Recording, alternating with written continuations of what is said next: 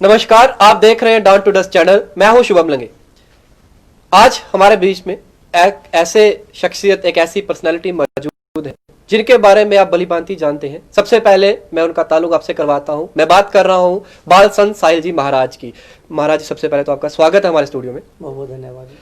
मैं दर्शकों को बताना चाहूंगा, आप तो ऑलरेडी जानते हैं इनके बारे में, बट मैं अपनी तरफ से आपको बताता हूं कि बाल संत साहिल जी महाराज 5.5 साल की आयु से भागवत पुराण की कथा लोगों को सुनाते हुए आ रहे हैं, आज तक सुना रहे हैं। उसके अलावा अगर बात करूं, बड़ी सारी कथाएं, उसके बाद सप्ताह में रहते हैं, जंग बरगेर के साथ उनके साथ कंधे से कंधा मिला के उनको प्रोत्साहित करते हैं। उनके जितनी भी उनकी मनोरंजन से रिलेटेड उनकी जिस भी फील्ड में रुचि रहती है उनको प्रोत्साहित करते हैं। और अगर मैं बात करूं सोशली इन्वॉल्वमेंट की, तो काफी सोशली एक्टिव रहते हैं आम लोगों के बीच में भी। साहिल जी, मैं आपसे शुरुआत करता हूं और बातचीत का सिलसिला भी शुरू करता हूं। सबसे पहले बात करते हैं हाल ही में भारतीय मोदी आर्मी, आप उसके जम्मू प्रदेश की अगर बात करें, उसके प्रेसिडेंट हैं। सबसे पहले उसके लिए तो आपको हार्दिक शुभकामनाएं। धन्यवाद जी। मैं लोगों, आज हमारे जम्मू कश्मीर की अगर बात करें, बड़े सारे लोग हैं जो इस ऑर्गेनाइजेशन के बारे में बड़ा कम जानते हैं, लोगों को इतना पता नहीं है अभी। मैं चाहता हूं कि आप इस ऑर्गेनाइजेशन की फॉर्मेशन, इसके फाउंडर और क्या उद्देश्य लेके इसकी फॉर्मेशन की गई, लोगों तक बताएं सर। जी, जय श्री राम हिंदुस्तान। भारतीय मोदी आर्मी, इसके राष्ट्रीय अध्यक्ष जो हैं वो हमारे डॉक्टर राजीव आहूजा जी हैं। पानीपत में उनका ऑफिस है और आज से 7 साल पहले उन्होंने इनकी नींव जो है वो रखी थी। और उनका हमेशा से लक्ष्य यही रहा कि मोदी जी के हित में काम करना और राष्ट्र हित में काम करना। और जैसे ही हमें उन्होंने आमंत्रित किया और इसके उद्देश्य जो है हमें बताया, क्योंकि हम बचपन से ही श्रीमद् भागवत महापुराण जी की सप्ताह कथा करते हुए आ रहे हैं। जो महागुरु हैं जी, भगवान श्री कृष्ण, उनकी कथाएं सुनाते हुए आ रहे हैं। तो जब हमें पता चला कि ये राष्ट्रवाद को लेकर चल रहे हैं और कट्टर राष्ट्रवादी हैं जो हिंदुत्व को बढ़ावा देते हैं, तो हमारा भी बचपन से ऐसे ही था। तो हमें अच्छा लगा और उन्होंने हमें कहा कि अगर आप बनना चाहें तो हमें खुशी होगी। तो हमने भी उनको मना नहीं किया। तो जम्मू कश्मीर में भारतीय मोदी आर्मी का कार्यक्रम जो है वो लगातार से चल रहा है। 11 मार्च को उन्होंने हमें अपॉइंट किया था और तब से लेके ड्यूरिंग कोरोना वायरस भी हम लोगों ने काफ़ी ज़्यादा काम किया। और जितनी भी हमारी टीम थी भारतीय मोदी आर्मी की, उन्होंने बहुत ज़्यादा काम किया। हम तो सिर्फ आप नाम के ही लगा लो, साथ में चल रहे थे, लेकिन उन्होंने बहुत अच्छा काम किया। जैसे कि कोरोना वायरस के दौरान लोगों में काफ़ी सारी दिक्कतें थी खाने में। उसके बाद जितने भी लोगों की काम थे, मतलब कि जो दिहाड़ी लगाने जाता था और 300 रुपये की दिहाड़ी लगा के जब वापस आता था, फिर वो अपने बच्चों का पालन पोषण करता था। जब वो दिहाड़ियाँ लगाना बंद हो गई तो उनको काफ़ी दिक्कतों का सामना करना पड़ा। उसमें भारतीय मोदी आर्मी ने अपना योगदान जो है काफ़ी अच्छे से निभाया। हाल ही में डीडीसी के चुनाव रहे पूरे प्रदेश में, फर्स्ट टाइम ये करवाए गए और काफी शांतिपूर्वक भी संपन्न हुए। मैं आपसे जानना चाहता हूं कि भारतीय मोदी आर्मी के नेतृत्व करते हुए आपने किस तरीके से अपना योगदान इनमें दिया। जी, हम यही कहना चाहेंगे कि डीडीसी के इलेक्शंस में भारतीय मोदी आर्मी के जितने भी कार्यकर्ता थे वो सभी भारतीय जनता पार्टी के जितने भी चुनिंदा खड़े हुए थे उनको सपोर्ट कर रहे थे। और इसके अलावा कश्मीर में भी काफ़ी अच्छा काम किया है भारतीय मोदी आर्मी ने। नाम हमने अपना नहीं किया, किसी और का कर दिया, वो बात अलग है। हाल ही में अभी एक प्रोटेस्ट जो है वो बड़ा जोरों शोरों से चलाया जा रहा है, अभी तक वो सुर्खियां बने हुए नेशनल हेडलाइंस में। अगर बात करूं फार्मर प्रोटेस्ट, जो बिल पास हुआ हाल ही में, मैं जाती तौर पे जानना चाहता हूं कि बाल संत साहिल जी महाराज इस बिल को किस तरीके से, किस नजरिए से देखते हैं। देखिए, इस पे हम ये कहना चाहते हैं कि जो हमारे किसान हैं, किसानों के बिना, हमारे दादाजी वो भी एक किसान थे, हमारे नाना जी उन्होंने भी, वो भी किसान थे। बाद में उन्होंने आर्म फोर्स जो है वो ज्वाइन कर ली। किसान अगर दुखी होगा तो हम लोगों को खाना पानी बंद हो जाएगा, क्योंकि वो फसल उगाते हैं, उसमें काफ़ी ज़्यादा मेहनत करते हैं, खून पसीने एक करते हैं। लेकिन जो हमारे राजा हैं इस देश के, माननीय प्रधानमंत्री श्री नरेंद्र भाई मोदी जी, तो उन्होंने जो बिल पास किया, यदि उनको पसंद नहीं आया तो एक तरीके से उनसे बात करते। अगर उसमें लगता कि बिल्कुल ही सही नहीं है तो हमारे मोदी साहब ज़रूर उस बिल को वापस लेते या उसमें कुछ एडिशन करते।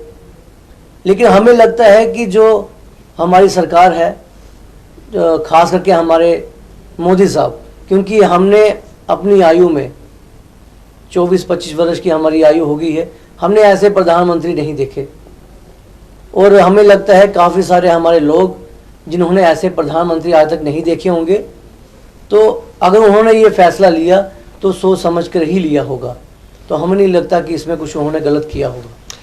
और बाल सन साहिल जी महाराज की अगर बात करें, 5.5 साल की आयु में श्री भगवत कुरान की आप कथा लोगों को सुनाते आ रहे थे और आज तक सुना रहे हैं।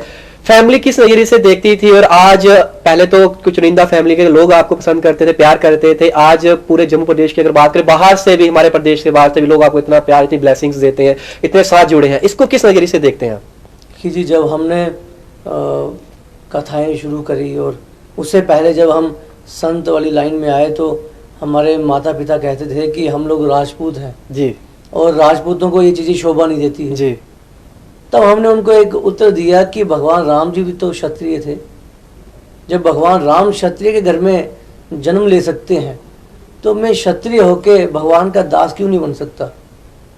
तो इसमें पहले तो उनकी तरफ से कोई योगदान नहीं था, लेकिन एक वक्त जब आया कि जब हमारी जो हट देख के उन्होंने फैसला लिया कि ये अपनी हट से पीछे होने वाला नहीं है, क्योंकि उनको ये लगा कि खून तो राजपूतों का ही है, पीछे नहीं हटेगा। तो हमने ये लाइन जो है वो पकड़ के रखी और आज लोगों ने जो हमें प्यार दिया और उनका जो आशीर्वाद हमें मिलता रहा है, हमेशा से अभी तक मिल रहा है, उससे हमें काफ़ी प्रसन्नता है और हमें लगता है कि मैं बहुत खुशनसीब हूँ कि हमें इतने लोगों का प्यार जो है वो मिल रहा है। आप भी युवा हैं और युवाओं की बात करते हैं। बचपन में हम साथ ही स्कूल में भी पढ़ाई करते थे और आप मेरे सीनियर रहे वहां पे। हट की बात करी आपने तो हट से एक बात याद आई मेरे को कि बचपन में स्कूल में मैं आपको देखा करता था, तो उस टाइम पे भी आप काफी हट्टी थे और आपकी हट इस तरीके रहती थी कि यहाँ जो चीज करनी है उसको करना है आपने। टीचर्स भी इस तरीके के बोलते थे कि ये लड़का जो है ये अपनी हट मनवा के रहता है हम सबसे। तो वो उस टाइम पे भी स्पोर्ट्स एक्टिविटीज में आप बड़े इन्वॉल्व रहते थे, कहीं भी कोई चीज मिलती थी आगे हो जाते थे। आज भी आप स्पोर्ट्स में काफी रुचि रखते हैं। हाल ही में देखा गया नेशनल प्लेयर हमारे कबड्डी के, आप वहां पे हरियाणा में उनके आपको बुलाया गया, आप उनके पास भी गए।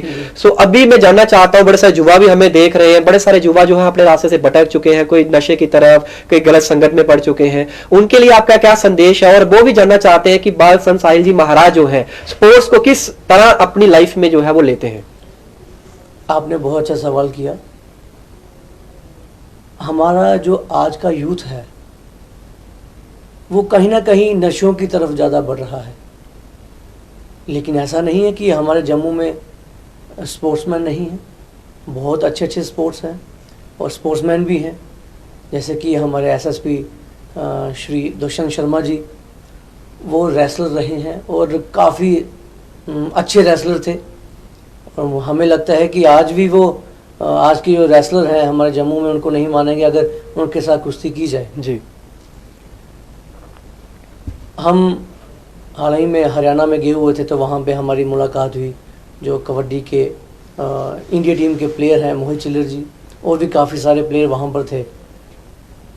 तो हमारा डिस्कशन ये चल रहा था कि हमारे जम्मू में कुश्ती के प्लेयर बहुत कम है, मतलब कि यहाँ पे लड़के हैं कुश्ती जो करते हैं, लेकिन कभी मेडल नहीं ला पाते हैं। जी। आपके चैनल के माध्यम से जितना भी यूथ आज हमें सुन रहा है, हम उनसे एक प्रार्थना करते हैं कि आप स्पोर्ट्स की तरफ आएं, रेसलिंग की तरफ, और उसमें जितना भी योगदान हमारी तरफ से रहेगा हम पूरा करने का प्रयास करेंगे। और हमने जो हमारी कबड्डी टीम के प्लेयर हैं मोहित चिल्लर जी, उनसे बात करी है कि भजन पुनिया जो हमारे ओलंपिक के गोल्ड मेडलिस्ट हैं जी, उनसे बात की जाए और उनसे मुलाकात करके क्यों नहीं एक ऐसी मुहिम चलाई जाए ताकि हमारे बच्चों को भी एक अच्छा प्लेटफॉर्म मिले रेसलिंग में। और हमारे बच्चे अगर स्पोर्ट्समैन बनते हैं तो वो नशों से दूर होंगे और जम्मू कश्मीर का नाम और हिंदुस्तान का नाम रोशन करेंगे। खेलों की बात करी जहां तक, और जम्मू कश्मीर में एक अमूमन दिक्कतों का सामना युवा ब्रिगेड को करना पड़ता है, और हाल ही में देखा गया कि जब भी कोई स्पोर्ट्स प्लेयर या कोई कल्चरल एक्टिविटीज में इन्वॉल्व होता है कोई पर्सन जम्मू कश्मीर से, जब वो रिप्रेजेंट करता है स्टेट को, तो उस टाइम पे इंफ्रास्ट्रक्चर उसको दिया नहीं जाता, सहूलियतें उसको दी नहीं जाती, उसकी मदद की नहीं जाती। जैसे ही वो इंसान जीत कर जहाँ कोई मेडल लेके वापस आता है अपने प्रदेश में, तो एडमिनिस्ट्रेशन ढोल तमाचों के साथ खड़ा हो जाता है कि वाह वाह आपने बड़ा अच्छा किया। उस समय तो सराहा जाता है, लेकिन उसको जो बुनियादी सहूलियतें दी जानी चाहिए वो नहीं दी जाती। इस पे कैसे देखते हैं? देखिए, इस पे आप जानते होंगे सूर्य भानु प्रताप सिंह, जिन्होंने वुशु में एशियन गेम में मेडल लाया। जी। तो हमारे जम्मू कश्मीर का पहला बच्चा ऐसा है जिसने एशियन गेम में मेडल लाया है वुशु में। तो जब वो आए, आपने सही कहा कि पूरा एडमिनिस्ट्रेशन इकट्ठा हो गया और ढोल और बाजों के साथ उनका स्वागत किया गया। जी जी। और फिर वहाँ पे गवर्नर साहब ने ये भी कहा, सत्यपाल मलिक जी ने, कि हम आपको एज ए डीएसपी अपॉइंट करेंगे। तो रिकमेंड कर दिया, लेकिन अभी तक डीएसपी छोड़िए, उनको इंस्पेक्टर तक भी नहीं लगाया। तो ये क्या है? जो इस लेवल का स्पोर्ट्समैन, अगर उसको नौकरी नहीं मिली तो जो नेशनल मेडल लेके आएंगे उनको नौकरी कहाँ मिलेगी? ये तो सिर्फ बातें ही रहेगी। हमें तो ये भी समझ नहीं आती कि अगर इस लेवल का आदमी, मतलब कि एज ए गवर्नर ये कहते हैं कि हम इनको डीएसपी जो है वो अपॉइंट करेंगे, उन्होंने रिकमेंड कर दिया, तो आज तक उनको इंस्पेक्टर की नौकरी भी नहीं मिली, सब इंस्पेक्टर की नौकरी भी नहीं मिली, तो फिर विश्वास किस पर किया जाएगा? हम कैसे कहेंगे कि आप स्पोर्ट्समैन बनिए तो हमारा एडमिनिस्ट्रेशन जो है आपके साथ बहुत अच्छे से व्यवहार करेगा और आपको अच्छी पोस्ट पे बिठाएगा? मैं जानना चाहता हूँ कि अभी आप जिस जो लिस्ट लाइन पे आप चल रहे हैं, साधु संत सूफियाना की अगर मैं बात करूं, तो मैं जानना चाहता हूँ कि आम लोग जो भी रहते हैं, जो इस लाइन में जाना चाहते हैं, जहाँ रुचि रखते हैं, जहाँ मानते हैं, अपनी आस्था रखते हैं, इन लोगों का, आम लोगों की लाइफ में क्या रोल रहता है, क्या महत्व रहता है?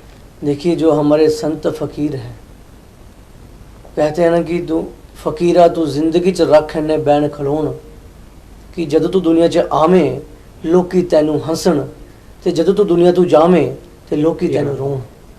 उसे कहते हैं फकीर जी। तो फकीरों को और संतों को हमारे लोग बहुत मानते हैं, और हमारे लोगों की आस्था जो है वो संतों और फकीरों के साथ जुड़ी रहती है। और हमारे हिंदुस्तान का जो कल्चर है, आप भली भांति जानते हैं, हम लोगों ने हर एक धर्म को अपनाया है। स्वामी विवेकानंद जी भी कहते थे कि कोई भी धर्म अगर हमारी शरण में आया है तो हमने उनको अपनी शरण में लिया है और उनको अपने गले से लगाया है और उनको पूरा मान सम्मान दिया है। हमारे धर्म में कहीं भी ये नहीं लिखा कि आप दूसरे धर्म का विरोध करें या उनके खिलाफ बात करें। हाल ही में जैसे आपने भी बात करी और संत साधु संतों की बात करें, तो राजनीति की बात करते हैं। राजनीतिक गलियारों में देखा गया कि बड़े सारे साधु संत हमारे राजनीति में आए और मेंबर पार्लियामेंट का हिस्सा भी रहे। मैं जानना चाहता हूं कि किस हद तक ये सही है और किस हद तक सही नहीं है कि एक अपनी लाइन से छोड़कर राजनीति में आना। देखिए, लाइन नहीं छोड़ी। अभी हमारे योगी आदित्यनाथ जी चीफ मिनिस्टर हैं उत्तर प्रदेश के, तो उन्होंने अपनी संत वाली लाइन थोड़ी ना छोड़ दी। एक मजबूरी बन गई सत्ता में आने के लिए, क्योंकि पहले जब कोई हमारे जो राजा महाराजा हुआ करते थे, जब उनसे किसी मुसीबत का समाधान नहीं होता था तो संतों और ऋषि मुनियों के पास ही जाते थे। तो अभी वक्त ऐसा आ गया, अभी जब देखा कि भगने वालों को आगे आना चाहिए, तो योगी जी ने एक स्टेप लिया, वो आगे आए। और हमारे जैसे हमारे योगी बालकनाथ जी हैं, साध्वी प्रज्ञा जी हैं, ऐसे काफ़ी हमारे संत जो हैं वो आज सत्ता में हैं।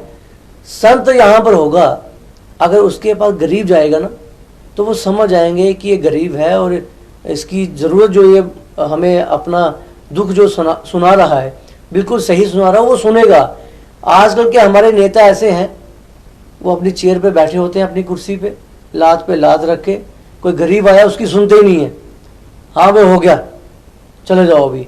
लेकिन अगर कोई अच्छी पर्सनैलिटी के साथ पैंट कोट डाल के आपकी तरह बाबू आ गया तो उसकी अच्छे से रिस्पेक्ट भी करेंगे। और अगर कोई टैची देने वाला आ गया जिसमें पैसा होगा, क्या बात है, उनसे तो अकेले में बात करेंगे और उनके सारे काम भी होंगे। हाल ही में हमारे गांव की बात है, दनवाल हमारा गांव है, जोड़ियाँ से आगे। जी। तो वहाँ पे कुछ लोगों ने जो काम करवाया वो गलियों का, सड़कों का, गांव के लोगों को दिया हुआ। 1.5 साल हो गया, अभी तक पैसे नहीं मिले उनको। शौचालय बनाए हुए हैं, जो मोदी साहब की योजना थी, अभी तक उनको पैसे नहीं मिले हुए, बाथरूम बना दिए हुए हैं।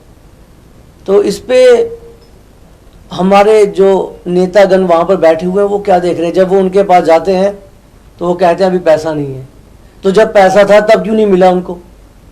तो इस पे भी हम कहेंगे कि हमारे नेताओं को थोड़ा सोचना और समझना चाहिए कि अभी ये नहीं सोचते हैं, ना ही समझते हैं, फिर संतों को मजबूरी से आगे आना पड़ता है। इसी से जुड़ा हुआ एक सवाल है वो, और मैं चाहता हूं कि आप इसका भी उत्तर जरूर दें दर्शकों को, कि आने वाले समय में जो भारतीय मोदी आर्मी है, it is a non political organisation. आने वाले समय में बाल साहिल जी महाराज जो है वो हमें पॉलिटिकल गलियारों में मिल सकते हैं?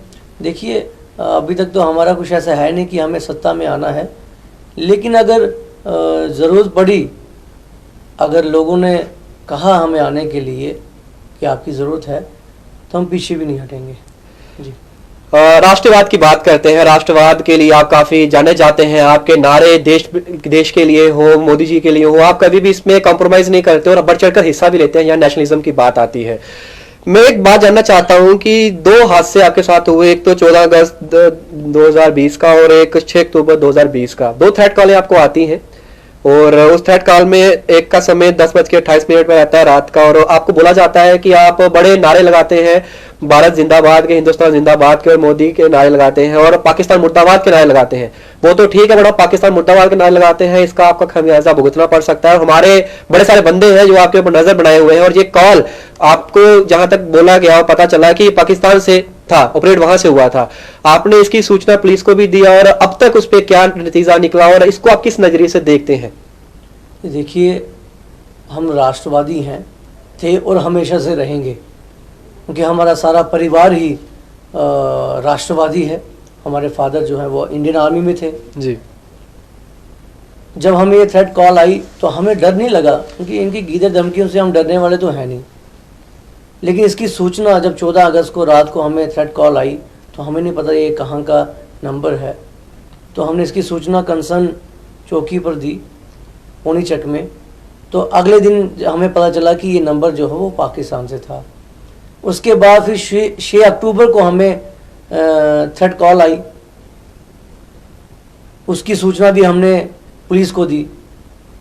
पुलिस की तरफ से CID वेरिफिकेशन हो रही है, सब चल रहा है, लेकिन अभी तक पुलिस की तरफ से हमें कोई प्रोटेक्शन नहीं मिली है और ना ही उनकी तरफ से कोई संज्ञान हमें दिया गया है कि ये कॉल कहाँ से आई, कितना खतरा हो सकता है, वे हमें आगे क्या करना है। अभी तक पुलिस की तरफ से हमें कुछ भी ऐसा जो है मदद जो है वो नहीं मिली। लेकिन ये तो एक कसम से अगर बात करें तो राजनीति की तो अलग बात रही, लेकिन इंटेलिजेंस जो रहता है उसमें भी काफी सारा लिखा है, ड्रॉबैक रह रहा है, क्योंकि एक बाहरली कंट्री से अगर एक ऐसे इंसान को कॉल आ जाए जिसका कोई ताल्लुक ही नहीं राजनीति से, फिर भी उसको कॉल आता है, थ्रेटन किया जाता है, इसको आप किस नजरिए से देखते हैं? और इंटेलिजेंस हमारा फेलियर कहाँ कहाँ रह रहा है? हमारी एजेंसियां फेलियर तो हम उन्हें नहीं कह सकते हैं, उनकी हमारी ऐसी ऐसी एजेंसियां हैं भारत की, काफ़ी स्ट्रांग हैं। तो हमने ये उनसे एक रिक्वेस्ट भी करी थी एडमिनिस्ट्रेशन से कि हमारा नंबर पाकिस्तान में कैसे गया। उनसे तो हमारे कोई ताल्लुकात है नहीं, ना ही कोई बुआ हमारी वहाँ पर रहती है, तो किसी न किसी ने यहाँ से नंबर वहाँ भेजा है।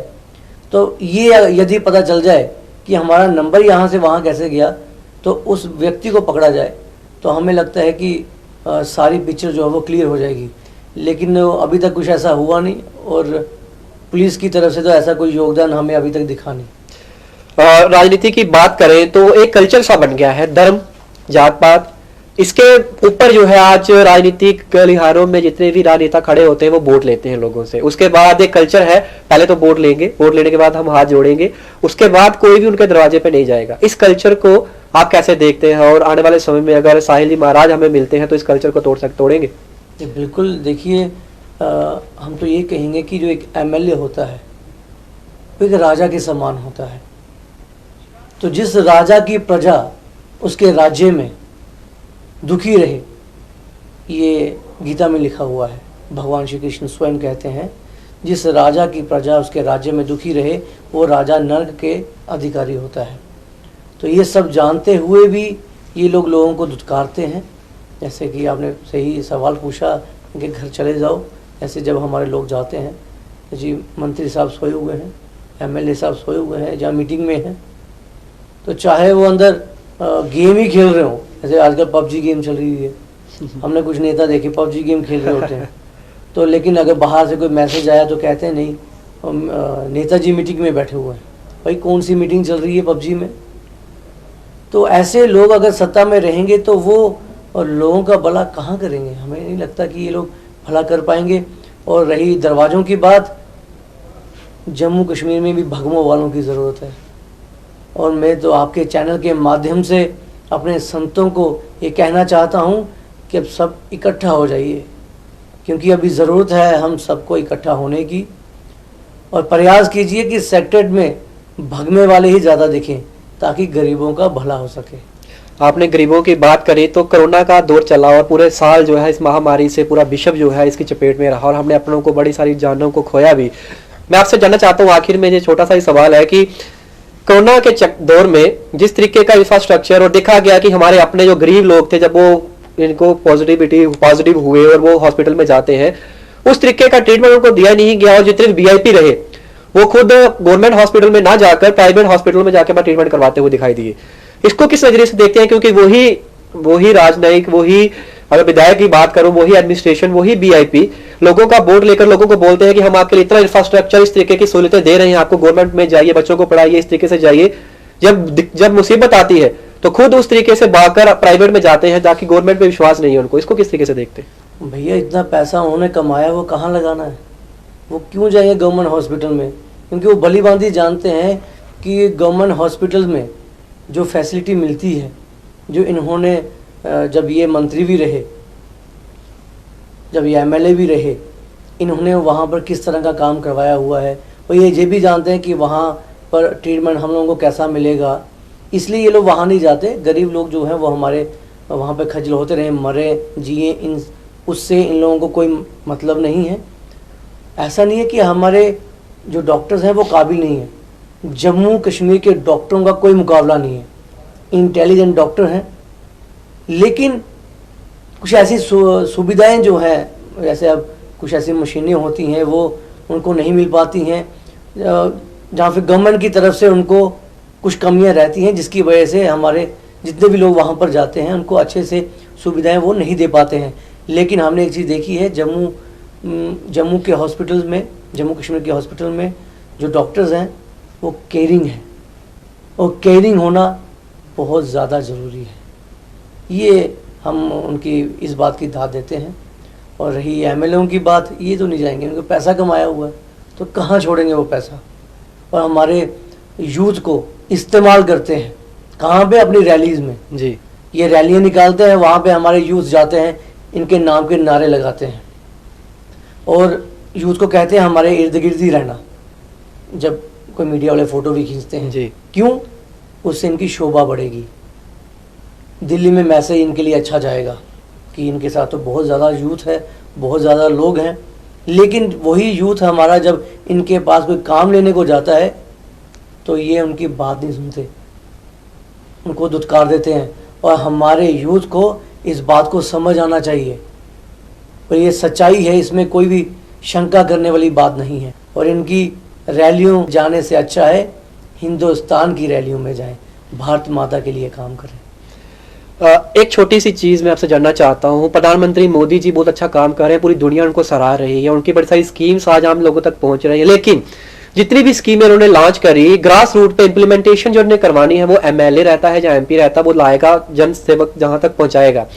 जानना चाहता हूं कि क्यों ना कहीं तो कमी रहती है जो आम लोगों तक। बड़ी सारी योजना ऐसी रही, जो आवास योजना रही, आयुष्मान भारत की अगर बात करें, फिर उसके बाद लाडली स्कीम हमारे पास आई, उसके बाद स्वच्छ भारत अभियान के तहत जो जितने भी स्वच्छ टॉयलेट्स बनाने की फॉर्मेशन की बात रही, आम लोगों को इसका फायदा हुआ, लेकिन जहां जहां पहुंचना था पूरे लोगों को नहीं मिल पाया, ग्रास रूट पे दिखा नहीं असर। जब भी वोटिंग का वक्त आता है तो आम इंसान या युवा, जितने भी हमारे एडल्ट्स हैं, जब वो वोट डालते हैं वो सिर्फ मोदी जी का चेहरा देख के वोट तो डाल देते हैं, लेकिन ग्रास पे जो चीजें, जो दिक्कतों का सामना करना पड़ेगा वो सुनाने के लिए उसको एमएलए के दरवाजे पे जाना पड़ेगा। वो चेहरा जिसको उन्होंने देख के वोट नहीं डाला। तो क्या लगता है राजनीति में ये कहां तक सही है? नहीं, ऐसा नहीं है कि जो भी योजनाएं मोदी जी की तरफ से आई लोगों तक नहीं पहुंची, गांव-गांव में पहुंची है, ऐसी बात नहीं है। और कुछ चंद लोग रह गए होंगे किसी वजह कारण से, तो उसके लिए हम कुछ कह नहीं सकते। जैसे हम थोड़ी देर पहले ही कह रहे थे कि शौचालय बना दिए लेकिन अभी तक उनको पैसा नहीं मिला। उसमें भी हमें लगता है कहीं ना कहीं कुछ, आप जानते ही हैं कि हमारे पंच सरपंच जो हैं उनकी तरफ से कुछ ऐसी नीतियां रहती हैं। गांव में 300 वोट है तो उनको 200 वोट पड़ा, तो उनको ये भी मालूम है कि 100 वोट कौन सा था जिन्होंने हमें वोट नहीं डाला। तो वो फिर क्या करते हैं, चाहे वो लोग एलिजिबल ही हों, गरीब हों, उनको पैसा नहीं मिलेगा, उनका कार्ड नहीं बनेगा, नहीं बनने देंगे। क्योंकि पंच सरपंचों से जब नाम मांगे जाते हैं वो नाम भेजेंगे नहीं, वो सिर्फ उन्हीं के नाम भेजेंगे जिन्होंने उनको वोट डाला है। लेकिन जो गरीब, जिसने उनको वोट नहीं डाला लेकिन है गरीब है, वो उसको पैसे मिलने भी चाहिए जी, वो उनको नहीं दिलवाते हैं। ये कहीं ना कहीं कमियां रह जाती हैं। और इसमें हमारा एडमिनिस्ट्रेशन जो है वो अच्छे से काम करता है। लेकिन जब पंच सरपंचों की बात आती है तो कुछ, सारे नहीं, कुछ चंद पंच सरपंच ऐसे होते हैं जिनकी वजह से ये कमियां जो है वो रह जाती हैं। बहुत बहुत शुक्रिया, आपने कीमती समय हमें अपना दिया महाराज जी। सो जे थे हमारे बीच में बाल संत साहिल जी महाराज। हमने तमाम सारी बातें इनसे जानी, और चाहे वो राजनीतिक से रही, चाहे वो सूफियाना कल्चर संत लाइन से रही, इन्होंने तमाम बातों का बखूबी हमारे सामने जो है उत्तर दिया आप सभी के सामने। तो आज की खास बातचीत, खास मुलाकात हमारी इन्हीं के साथ थी। हम फिर मिलेंगे किसी नई शख्स, किसी नई पर्सनैलिटी के साथ। तब तक के लिए आप बने रहिए डॉन टू डस्ट चैनल के साथ और मुझे दीजिए इजाजत। धन्यवाद।